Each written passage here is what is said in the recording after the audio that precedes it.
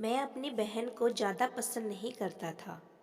उसकी शादी हो चुकी थी, लेकिन मैं कभी उसके घर नहीं गया। बस माता पिता ही उससे मिलने जाते थे। मुझे पता भी नहीं था कि वह किस हाल में है। वह कभी कभी मायके आती तो जाते समय मेरी माँ उसे घर का कुछ सामान भी दे देती।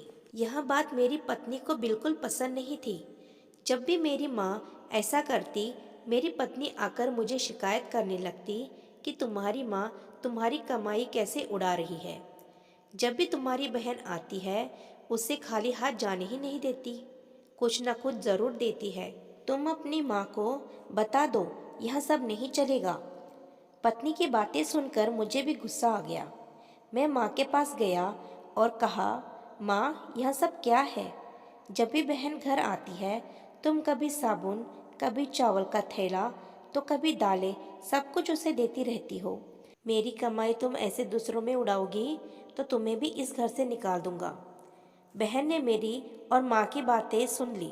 1 घंटे बाद बहन मेरे कमरे में आई और कहने लगी, भाई ज़रा रिक्शा ला दोगे, मुझे अपने घर जाना है। बहन की बात सुनकर मैं मन ही मन बहुत खुश हुआ, लेकिन दिखावे के लिए बहन से कहने लगा, थोड़े दिन और रुक जाती। नहीं भैया, बच्चों की स्कूल की छुट्टियां खत्म हो गई हैं। अब मुझे घर जाना है।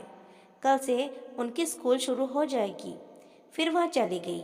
पिताजी के मरने के बाद जब घर का बंटवारा हुआ तो हम दोनों भाइयों ने आपस में ही बंटवारा कर लिया, लेकिन उसमें से भी बहन को कुछ नहीं दिया।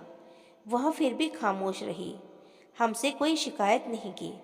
लेकिन हमारी माँ बहुत रोई और कहने लगी, बहन को भी कुछ दे दो। लेकिन हमने माँ की एक न सुनी और माँ को डरा धमकाकर चुप कर लिया। वो बेचारी विधवा औरत, और अगर हम उसे घर से निकालते तो वह कहाँ जाती, इसलिए चुप हो गई। भाई साहब ने अपना हिस्सा बेचकर शहर जाकर नया काम शुरू कर दिया और वहीं रहने लगे। हमने अपनी बहन के साथ जैसा व्यवहार किया था, उसकी सज़ा तो हमें मिलनी ही थी। भाई साहब का कारोबार बर्बाद हो गया और वह मजदूरी करके अपना पेट पालने लगे। मेरे बड़े बेटे को भी टीबी हो गया। उसके इलाज में लाखों रुपए खर्च हो गए। जो भी मेरे पास था सब कुछ खत्म हो गया और मुझे कर्ज लेना पड़ा। हालत इतनी बुरी हुई कि खाने के लिए भी पैसे नहीं थे। घर में कुछ राशन नहीं था। मैं कमरे में अकेला बैठा सोच में गुम था कि मेरी बहन घर आ गई। उसे देखते ही मेरी पत्नी ने कहा, आ गई मनहूस। बहन को देखकर मैं भी गुस्सा हो गया, लेकिन अपने गुस्से को दबा लिया। वह मेरे बच्चे के पास गई, उसे देखा और फिर मेरे पास आकर बैठ गई। मेरे भाई, क्या तुम परेशान हो? यह कहते हुए उसने मेरे सर पर हाथ फेरा। बड़ी बहन हूँ तुम्हारी, तुम मेरे गोद में खेले हो। अब देखो अपनी बहन से भी बड़े हो गए हो कि बहन को कुछ नहीं बताते, अपना दुख भी नहीं बताते। यह कहते हुए उसने अपने सोने के कंगन निकाले और मेरे हाथ में रख दिए। मेरे भाई परेशान ना हो, कंगन बेच दे, अपने घर का राशन भर दो, अपने बच्चे का इलाज भी कर दो, और पैसे की ज़रूरत हो तो बेझिझक कह देना अपनी बहन से, मैं तुझे इस हालत में नहीं देख सकती। और हाँ, जाकर नाई से अपनी दाढ़ी भी बना लेना, देख कितनी बढ़ गई है। मैं आश्चर्यचकित होकर बहन को देखे जा रहा था और वह कहने लगी, भाई इस कंगन के बारे में किसी को ना कहना, तुझे मेरी कसम है। मेरे माथे को चूमा और कहने लगी, चल अब चलती हूँ, जीजाजी और बच्चे आते ही होंगे, फिर आऊँगी। मैं पहली बार उसे घर के बाहर तक छोड़ने आया। देखा तो पैरों की चप्पल भी टूटी हुई थी। उसने कपड़े भी तो वही पुराने पहने थे। मैं बस देखता ही रह गया।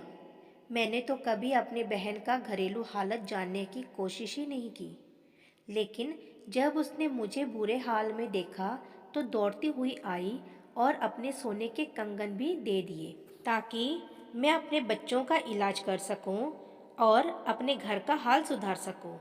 मैं सोचने लगा और मेरी आंखों से आंसू निकलने लगे कि हम भाई भी कितने मतलबी होते हैं और बहनें अपने भाइयों का ज़रा भी दुख बर्दाश्त नहीं कर पाती। मैं उसके कंगन अपने हाथों में पकड़कर ज़ोर ज़ोर से रोने लगा। दोस्तों, आपकी बहनें अपने ससुराल में न जाने कितने दुख सह रही होगी। कुछ समय उनके पास बैठकर उनका हालचाल जानने की कोशिश ज़रूर करें। मालिक सभी बहनों की झोली खुशियों से भर दे।